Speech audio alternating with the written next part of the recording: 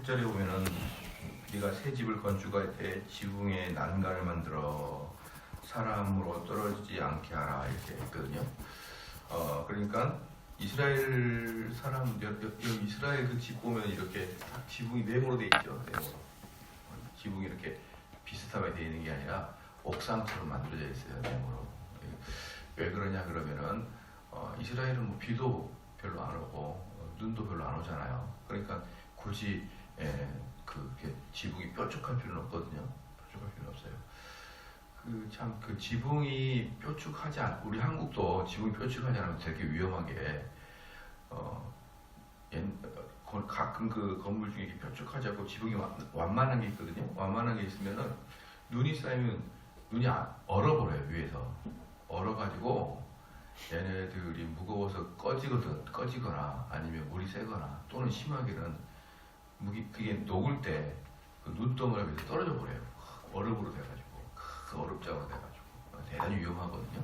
그래서 눈이 많이 오는 지역일수록 그러니까 지붕은 뾰족해요. 눈이 많이 올수록. 근데 뭐 사막 지역 있잖아요. 이스라엘은 눈도 비도 안 오잖아요. 그러니까 평평합니다. 그래서 그 평평한 그곳에서 이제 사람들이 그곳에 놀기도 하고 올라가서 쉬기도 하고 심지어 거기서 기도하는 자리도 되고 잠자는 자리도 돼요. 옥상이. 그렇기 때문에 활용도가 많아요. 이스라엘 옥상은. 그렇기 때문에 사람이 자주 올라갈 거 아니에요. 올라갈 거니까 건축할 때 지붕에 난간을 만들어 사람이 떨어지지 않게 하라는 것이에요. 자주 올라가니까 난간 만들어라. 근데 이제 그 고대 그 유대교 전승에 보면은 난간을 1m 만들어라. 이렇게 1m 높이가 떨어지지 않게. 이거 보면 어때요? 아주 구체적이잖아요, 그죠? 구체적으로 이렇게 우리도 건축을 해보면은 뭔 놈의 법의 규제가 그렇게 많은지. 제일 못마땅한 게 뭐였냐면은 만약에 땅이 100평이 내 땅이다. 그러면은 100평이 내 땅이면은 100평 가득 건물을 올리고 싶은데 우리나라 법규는 절대로 100평 가득 못하게 해놨어요. 100평이 내 땅이다. 그러면 한 50평만 이렇게 용적률 해가지고 하는 거 있잖아요. 그렇게 해가지고 하지. 모든 건축법이 다 있거든요. 그리고 골목 내 땅 끝까지 짓는 게 아니라 그 땅의 일부는 또 국가에 이렇게 헌납하듯이 하고 이런저런 건축법들이 많거든요. 근데 이제 이스라엘도 이때 보면요 건축법이 있는 거예요. 난간을 만들어라. 근데 난간을 만들었지 않고 다른 사람이 올라가서 쉬거나 놀다가 떨어지면은 그 대가는 너가 지는 거야. 너가 집주인이 해야 된다. 주어야 된다. 그러니까 내가 새 집을 건축할 때 지붕에 난간을 만들어 사람으로 떨어지지 않게 하라. 그 피 흐른 죄가 네 집에 돌아갈까 하노라. 그것은 주인의 잘못된 게으름이나 또는 섬세하지 못함으로 인한 그 사고의 유발이기 때문에 도피성 제도 때 도끼질을 할 때 이 도끼질로 말미암아서 다른 사람이 뭐 죽었다. 그러면 이제 그 사람은 도피성으로 가면은 어떤 죄의 용서를 받잖아요. 그 도피성하고 이것도 달라요. 이것도 비록 사람을 죽이려고 하는 또 사람을 해하려고 하는 마음이 전혀 없었지만 이것은 주의를 기울이면은 얼마든지 했던 즉 과실치사에 해당하는 거예요. 이거 과실치사에. 그래서 주의를 기울이면 얼마든지 살펴볼 수 있었던 것을 하지 못했기 때문에 이것은 죄로 간주가 됩니다. 그래서 그 피는 너가 가져라. 그래서 우리가 신앙생활 할 때도 마찬가지예요. 우리가 게으르지 않고 열심히 할 수 있었던 부분, 열심히 말씀을 연구할 수 있었던 부분을 하지 않는 건 과실치사지. 그래서 기독교는 게으름이 죄예요. 과실치사란 말이에요. 과실치사. 우연히 그런 것이 아니었는데 우연히 일을 했다. 그거하고는 전혀 또 다른 차원이잖아요. 그렇잖아요. 그 다음에 9절에 내 포도원에 두 종자를 섞어 뿌리지 말라. 그리하면 내가 뿌린 씨의 열매와 포도원의 소산이 다 빼앗김이 될까 하노라. 이 포도원에 두 종자를 섞어 뿌리지 말라 했는데 내가 뿌린 씨의 열매가 포도원의 소산이 다 빼앗김. 이게 뭐냐? 이건 여기 9절, 10절 너는 소와 나귀를 결의하여 갈지 말라. 소와 나귀는 뭐냐 그러면은 보폭이 다르잖아요. 보폭이. 소와 나귀의 보폭이 다르고 또 힘이 다르잖아요. 그러니까 힘이 다르고 보폭이 다른 것을 한 멍에다가 씌우지 말라는 거예요. 그러면은 둘 다 고생한다. 둘 다. 그 다음에 11절에 양털과 배실로 짠 옷을 입지 말고, 그럼 뭐예요? 둘 다 터져요. 그러면은 여기서 보면은 이 포도원의 두 종자, 한 종자는 이스라엘 종자에 없을 것이고 한 종자는 가나안 땅의 종자를 상징하는 겁니다. 또 여기서 보면은 소와 나귀는 뭐냐면, 이스라엘 사람들은 전통적으로 소를 사용하는데 농사를 하는데, 이 가나안 사람들은 나귀를 사용하여서 또 뭡니까, 밭을 갈았단 말이에요. 그 다음에 양털과 배실이 뭡니까, 이스라엘 사람들은 양을 키우기 때문에 양털로 옷을 입었는데 가나안 사람들은 배실을 짜서 옷을 입었는데, 이게 뭐예요? 그러니까 한마디로 이스라엘과 가나안을 섞지 말라는 거예요. 이스라엘 문화와 가나안을 섞지 말라. 그래서 이제 여기 뭡니까, 너는 소와 나귀를 결의에 갈지 말며, 이것은 이스라엘 사람들과 그 뭐예요, 가나안 사람 섞지 말라. 근데 특별히 결혼을 이야기하겠죠. 결혼. 그렇죠. 그러니까 이걸 가지고 고린도후서 6장 14절에 이방인과 같이 멍에를 매지 말라, 이 말이 나오는 거예요. 여기에서. 아니 그러면은 목사님, 이방인 같이 멍에를 매지 말라, 그것이 꼭 결혼을 이야기합니까? 그 뭐 일반적인 삶도 이야기하지 않습니까? 라고 말씀하는데, 일반적인 삶도 이야기할 수 있겠죠. 그러나 그것은 신명기서 22장에서 가져온 말이에요. 10절 말씀에서 가져온 말이에요. 그러니까 그것은 결혼을 이야기 두고 있는 거예요. 결혼을. 이방인들과 결혼하지 말라. 이방인들과 멍에를 매지 말라. 이것은 이방인과 결혼하지 말라는 말에 신명기서로부터 갖고 온 단어거든요. 그러니까 이방인들과의 결혼은 어때요?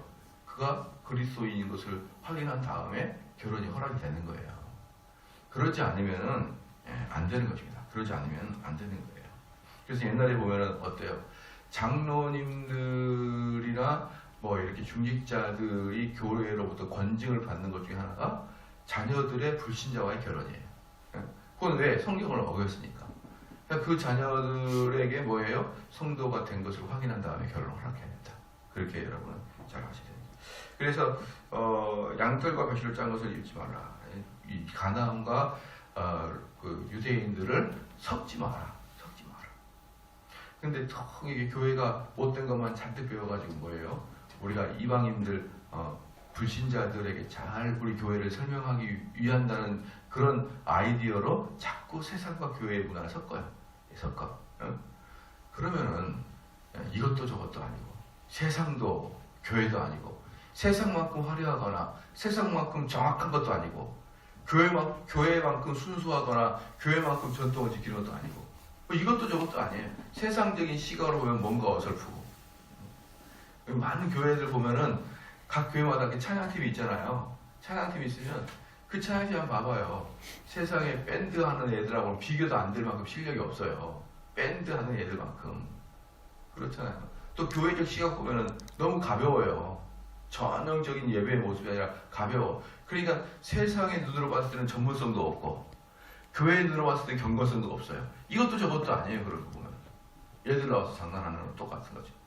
큰 대형 교회나 겨우 뭐 우리가 흔히 알고 있는 뭐 그런 큰 찬양 집회들 있잖아요. 뭐 마커스나 뭐 이런 애들이나 좀 세상의 밴드 분위기랑 비슷하지, 실력이 비슷하지, 보편적인 교회에서는 어떻습니까? 그저 그렇죠. 다 아마추어. 섞지 마라. 교회는 교회다워야 된다. 기독교는 기독교다워야 된다. 입는 겉옷 내 귀에 술을 만들지니라. 이제 이렇게 쭉 이야기하다가 갑자기 내 입은 겉옷 내 귀에 술을 만들지니라 이게 나왔어요. 그러니까 지금 9절부터 12절까지를 한 통으로 보면요, 뭡니까? 결국 너는 유대인들의 독특함을 보여줘라 이 말이에요. 유대인만의 독특함을. 여기 내 귀에 술을 만들든다. 이게 뭐냐면은 이스라엘 사람들의 옷은 이렇게 원피스가 생겼거든요. 한 통으로 원피스처럼 생겼어요. 그러면 자연스럽게 어떻습니까? 옷에 네 귀퉁이가 생기잖아요. 사각형이니까. 그 그 내 기퉁에 술을 만들어라. 술. 예. 그 모양을 만들어. 그러면은 어때요? 딱 이스라엘 사람들 걸어다니면은 아유 쟤는 이스라엘 사람이야. 다 알죠. 그래서 나중에 이게 지나쳐가지고 이 이스라엘 사람들 옷 끝에 이렇게 술을 만들어 놓은 게 이제 이스라엘 사람들의 경건함의 징표예요. 그러니까 나중에 바리새인은 어때요? 이 술을 엄청 크게 만들어. 엄청. 예? 이 술을 엄청 크게 만들어서 내가 엄청 경건한 사람이야라는 걸 보여주기 위해서 바리새인들이 그러고 다니다가 예수님께 혼났죠. 그런 외식, 가식적인 일 하지 마라. 이 술을 크게 만들어. 이제 이 술이 뭐냐 그러면은 이제 뇌 기퉁에 있는데 두 줄로 이렇게 따서 묶어요. 두 줄로. 그럼 총 몇 개의 줄입니까? 8개의 줄로 따겠죠. 그 다음에 근데 거기다 매듭을 묶어요. 그 매듭이 보면은 5줄로 묶습니다. 그러면은 8개의 줄과 매듭이 5개다. 더하게 보세요. 그러면 13이 나오죠. 이 계산이 좀 어려운 게 뭐냐면 우리는 보통 8개의 줄에 또는 이제 8개를 땄으니까 4개의 술이 나오겠죠. 4개의 술에 5개의 매듭을 묶으면은 매듭 전체의 수가 5, 4, 20, 20이어야 되는데 그렇게 하는 게 아니라 8개의 줄에 5개씩 묶어가지고 8 더하기 5를 해요. 8 더하기 5. 그럼 그게 몇 개입니까? 13개죠. 13개. 그 다음에 이스라엘의 모든 단어에는요, 숫자가 붙어 있어요. 숫자가. 그래서 이스라엘 모든 우리로 말하면 기억은 1, 니은은 2, 이런 식으로 각 알파벳마다 숫자가 붙어 있거든요. 그러면은 정대운 그러면은 지읒은 몇, 디귿은 몇, 이응은 몇 이렇게 하면 이 숫자 보면은 만약에 지읒이 3, 뭐가 5, 뭐가 6 그러면 356 이렇게 나오는 거예요.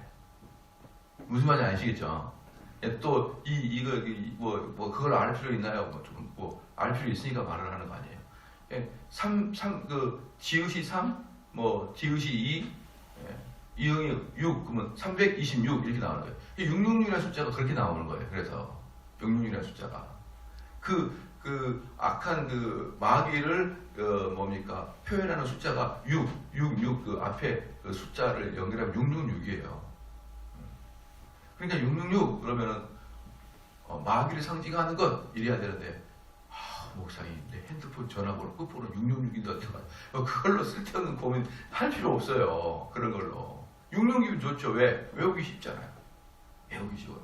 그런 거 가지고 뭔가 아니다. 그러면 여기서 이제 나오는 이 술이라는 단어가 그 이스라엘 원어로 치치트예요. 치치트. 술이라는 단어가 치치트인데 이 술이라는 단어의 앞에 숫자를 보면은 600입니다. 600이에요. 600. 그럼 이 술이라는 단어 치치트가 600이고 그 다음에 아까 그 매듭은 숫자가 몇이라고 했어요? 13이라고 했죠. 이 두 개를 합치면 613이에요. 613이 뭐냐면 모세 율법의 수가 613이에요. 그러니까 제가 알아야 되기 때문에 제가 이야기한다는 거예요. 모세 율법이 613이에요. 그러면은 그 사람들이 겉옷을 딱 입을 때 이 술이 4개가 딱 붙어 있다. 그럼 그걸 보고 뭘 생각하겠습니까? 시작. 모세 율법을 생각하는 거예요. 모세 율법을. 그냥 그들은 옷을 입을 때마다 어때는 거예요? 나는 율법을 지켜야지. 나는 선민이지. 나는 율법에 순종하는 그런 백성이지라는 것을 항상 다시 리마인드 할 수 있고 자기 스스로는 다른 사람들은 쟤는 유대인이야 누구든지 알 수 있고 그러니까 너희가 가나안 땅에 들어가게 되면은 옷에 술을 만들어서 입어라 라고 이렇게 이야기한 거예요. 그래서 나는 말씀의 종이라는 것을 깨닫게 하는 것이고 나는 다른 사람들에게 나는 너희들과 같은 존재가 아니고 너희들과 구별된 존재야 라는 것을 분명하게 보여주는 그러한 역할로 하라는 거예요. 그래서 우리는 이렇게 술을 나서 나는 그리스도인이야 라는 것을 굳이 보이지는 않지만 이 정신은 그대로 이어가야 되는 것이에요. 그래서 여러분이 아침에 이 옷을 입고 나갈 때마다 나는 뭐예요? 그리스도인이야. 나는 그리스도인이고 나는 구별된 자고 나는 하나님 말씀에 순종하는 자야. 이렇게 돼야 되지. 아무것도 옷에 흔적이 없다고 마음대로 살아가는 게 아닙니다.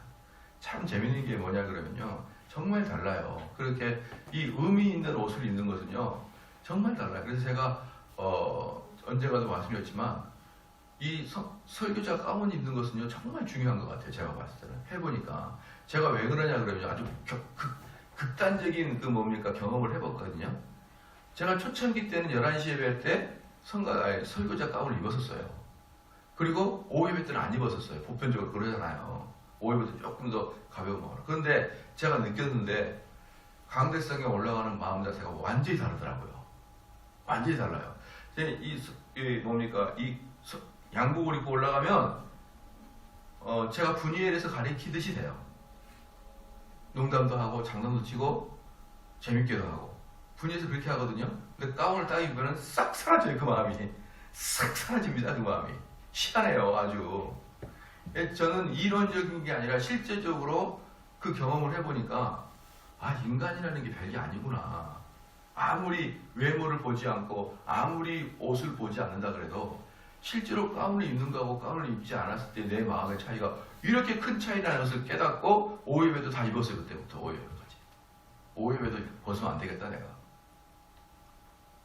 처음에는 어색했죠. 오후 예배는 뭔가 조금 더 편안하고 조금 더 여유로운 마음으로 성도들도 예배를 참석하고 목사도 단상에 올라가게 됐었는데 그 전에는 제가 좀 하나님께 엄청나게 두렵더라고요. 내가 이런 마음을 가지고 올라갔구나 강대상을. 그래서 이들은 어때요? 아침마다 그 술이 있는 그 옷을 입을 때마다 똑같겠죠. 나는 이제 그들은 거의 설교자 가운을 입고 돌아다니는 거예요. 이 길거리를 입을 때 어떻겠냐고요. 그래서 너희들은 뭡니까? 철저히 구별된 자다라는 것을 꼭 확인하라. 그것이 바로 술입니다. 술.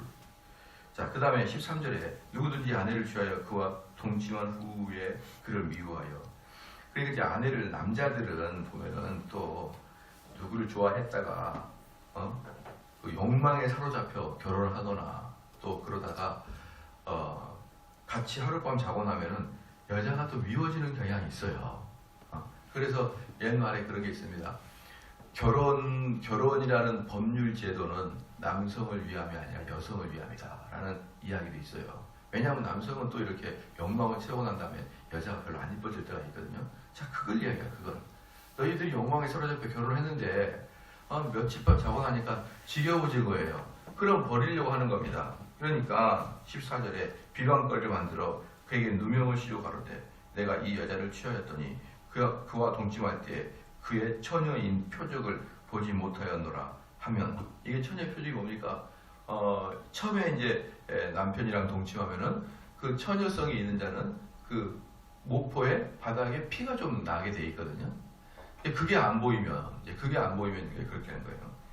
그 처녀의 부모가 그 처녀의 처녀인 표를 얻어 가지고 그 성읍 장로들에게 가서 처녀의 아비가 장로에게 말하기를 내 딸을 이 사람에게 아내로 주었더니 그가 미워하여 비방거리를 만들어 말하기를 내가 내 딸 처녀인 표적을 보지 못하였노라 하나 보라 내 딸의 처녀인 표적이 이것이라 하고 그 부모가 그 자리 옷을 그 성읍 장로들 앞에 펼 것이요. 이게 뭐냐 그러면은 이제 첫날 밤을 맞이할 때 밑에 이제 하얀색을 깔고 자는 거예요. 그리고 이제 내 딸이 첫날 밤에 치르고 처녀의 혈흔이 나오면 그것을 빨리 친정 식구들이 걷어가는 거예요.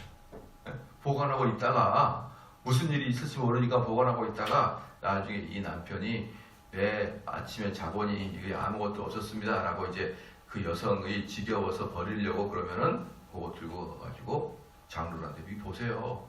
이 혈흔 있잖아요. 이렇게 증거를 삼아는 겁니다. 증거를. 그러면 18절 말씀에 그 성읍 장로들은 그 사람을 잡아다 때리라 이 말이에요. 태형을 시켜라. 그래서 이게 보니까 제일 많이 때린 것이 40대예요. 야, 우리랑 비슷하더라고요. 우리도 곤장 40대가 최고잖아요. 그래서 곤장을 때릴 때 40대 이상을 때리는 것은요, 우리 조선시대에도 불법이었어요. 조선시대도. 그래서 저를 몹시 쳐라! 그런 다음에 40대를 쳐라! 이렇게 말하면은 그게 뭐가 됩니까? 거의 뭐 사형 금방까지 가는 거거든요.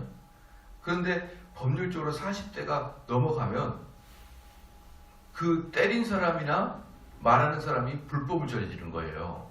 그러니까 만약에 사또가 40대를 내려도 때리는 사람은 38대밖에 안 때립니다. 왜?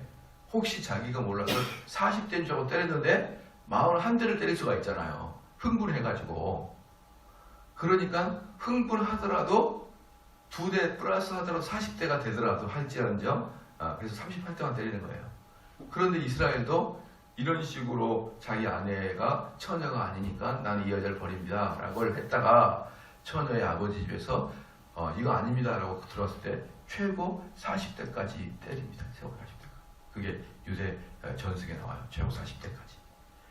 그러니까 거만 죽이는 거죠. 어디서 네가 뭐 어디서 수작을 부려? 이러면서 거만 죽입니다. 자, 이것은 누구를 위해서 이럴까요? 철저히 여자를 위해서예요.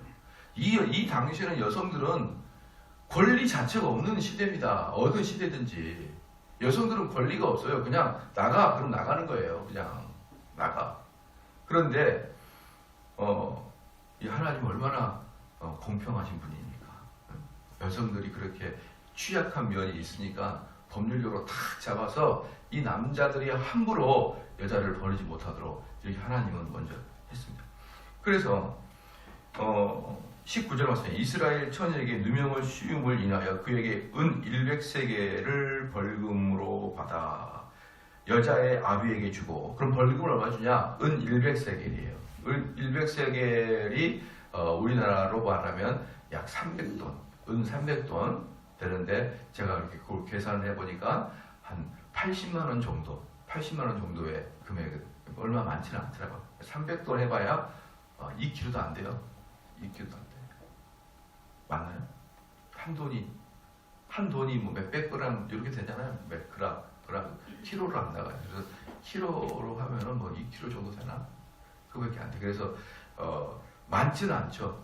많지는 않지만 어쨌든 상징적으로 은 300돈 정도를 신부 남편 신부 아버지에게 바칩니다. 이게 바로 벌금이에요. 이제 그건 뭐냐 그러면은 남편이 그 아버지가 돈을 벌었다는 게 아니라 아버지가 죄가 없다는 것을 공포하는 의식 행위지 벌금을 많이 때리는 건 아니에요. 사실 아버지가 잘못. 왜냐하면요 신부 여자의 일생은 결혼하기 전까지는 아버지의 소유물입니다. 그 결혼한 후에는 남편의 소유물이에요. 근데 지금은 결혼하기 전에는 아들들이 결혼하기 전에는 엄마의 소유물이고 결혼하면 아내의 소유물이잖아요. 그런데 과거에는 이때는 아버지의 소유물이고 그 다음에 남편의 소유물입니다. 그러니까 이 여자를 시집을 보내는 것도 아버지의 소관이에요. 그러니까 이 딸이 누구랑 사귀다가 좋아요 안 좋아요 뭐 저랑 사람이랑 결혼하네 그거 없어요. 아버지가 너 쟤랑 결혼해 이러면 결혼하는 거예요. 왜? 아버지 소유물이니까. 그러면 이제 신랑 측에서 그 여인을 데려갈 때 아버지에게 지참금을 드리는 거예요. 아버지에게 사례비를 드리는 것이죠. 상당히 지참금이 커요. 그러면서 그 여자의 소유권을 남자가 그대로 이제 가져오는 겁니다. 그렇죠? 그러니까 이 여자가 처녀 때 시집 가기 전에 성적인 타락을 하여서 처녀성을 잃었다. 그럼 그 아버지에게 욕이 돌아가는 거예요. 아버지에게. 딸을 당신의 소유물을 이렇게 흠집을 내놨습니까? 라고 아버지에게 어때요? 손가락질이 가니까 그 아버지의 불명예가 되니까 결론을 내렸을 때 재판을 받았을 때 장로회들에 대해서 재판을 받았을 때 아버지가 무죄하다는 것을 만인들 앞에서 증명하기 위해서 은 300세겔을 주는 겁니다. 은 100세겔을 주는 거예요. 그렇게 해야지만 아버지의 명예가 다시 회복되는 것입니다. 그렇죠? 그래서 아버지에게 주고 그 여자로 그 남자의 평생 버리지 못할 아내가 되게 해요. 그 다음부터는 이 일이 있는 다음부터는 이 남편한테 무엇이 두 개가 가냐? 권장이 가고 권장을 때린 다음에 뭐다? 절대로 이혼 못하도록 못을 박아버립니다. 그러니까 이제 남편은 이제 한번 잘못했다가 거의 한마디로 뭐예요? 억울하게 애매하게 네 유익을 위해서 다른 사람 그렇게 해코지 했으면 그 다음부터는 너는 아주 그냥 끝장난다. 야, 끝장난다. 예? 얼마나 아름다운 법인지 몰라요. 참 이거 보면 너무도 좋아요. 예. 그 다음에 20절에 그 일이 참되어 그 처녀에게 처녀의 표적이 없거든 그 처녀를 그 아비집 문에서 끌어내고 그 성읍 사람들이 그를 돌로 쳐 죽일지니 이는 그가 그 아비집에서 창기의 행동을 하여 이스라엘 중에서 악을 행하였습니다. 너는 이와 같이 하여 너희 중에 악을 제할지니라. 그런데 정말 그 여자가 처녀성이 없다 그러면은 그를 돌로 쳐 죽여라. 이렇게 얘기했거든요. 왜 성경에서는 이렇게 성적인 타락을 아주 극단적으로 방언하느냐? 뭡니까? 뒤에 21절의 마지막에 너는 이와 같이 하여 너희 중에 악을 제할지라. 악이 뭡니까? 특별히 가나안 땅에 하던 성적 타락이에요. 그러니까 여기서도 뭡니까? 가나안의 문명이 들어오지 못하도록 가나안의 문명이 들어오지 못하도록 철저히 막아내라. 철저히 막아내라. 성적 타락이다. 성적 타락이다. 그렇기 때문에 지금 여기에서 쭉 보고 있는 게 뭐냐? 결국은 이스라엘 백성들의 거룩성을 유지해야 된다. 거룩성을 유지해야 되고 그리고 이제 여기서 지금 이 여성을 음해해가지고 자기의 유익을 위해서 죄 없는 여성을 음해해서 버리려고 하는 이것을 하나님은 엄청나게 싫어합니다. 엄청나게. 그러니까 제발 우리 성도들은 뒤에서 숙덕거리고 안 했으면 좋겠어요. 그거 하나님 얼마나 싫어하는지 알아요? 숙덕거린다는 뜻은 뭐냐 그러면요. 팩트를 그대로 전한다는 뜻이 아니에요. 뭡니까? 그 팩트에다가 플러스 내 감정까지 섞어서 그 다음 사람에게 가는 거예요. 팩트 플러스 내 감정, 그 다음에 내 감정 플러스 판단까지. 단지 조그만 사건이 나한테 와서는 해설까지 되어서 또다시 가게 됩니다.